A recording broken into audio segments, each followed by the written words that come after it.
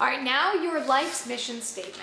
Your life's mission statement is probably the core of everything. I have something that I call the Thanksgiving vision. It's when I think of my 6 children, when they're all grown and they're married and they come home for Thanksgiving and they're all sitting around the dinner table laughing and joking and poking fun at each other, I'm sure. I think about the things that I want to see in them. What character do I want to see in them? What ways do I want them to treat their spouse? What ways do I want them to treat their children? I always keep this Thanksgiving vision in mind when I'm trying to come up with new ideas and new ways to sculpt them as people. When I'm trying to introduce them to new scriptures or trying to introduce them to new books or new ways to do things, I have this Thanksgiving vision in mind. I also think about when I'm dying, like my last day. Hopefully it'll be when, hopefully it'll be when I'm old.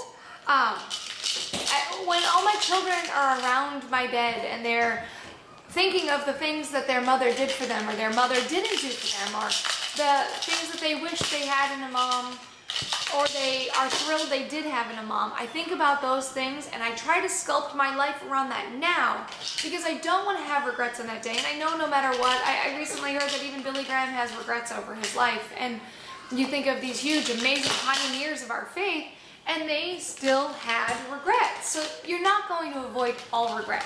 You're not going to get it perfect.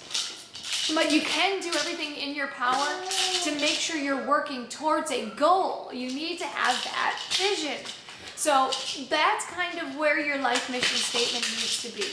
Start thinking about those 2 things and how you want your life to be, what you want people to be able to say about you once you're gone, because you have a tiny little dash and a very small opportunity between your born on date and your dying date to be able to make an impact that will leave a legacy.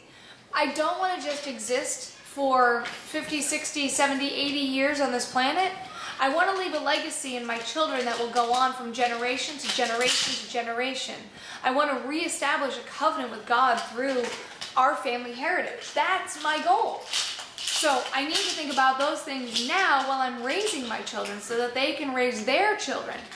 I don't get it right. I've done a lot of things wrong. And unfortunately, I've learned more from my mistakes than from my vision of the future. But it's important to have that goal in mind. So I want you to write out your life's mission statement.